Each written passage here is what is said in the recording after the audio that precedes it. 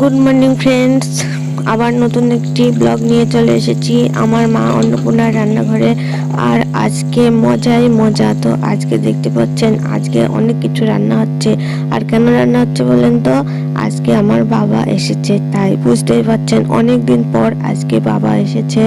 আর মানে জামাই বাড়ি শ্বশুর এসেছে, আর একটু ভালো মন্দ হবে না এটা তো হয় না। তো যা যা ভালোবাসে মোটামুটি করার চেষ্টা করি।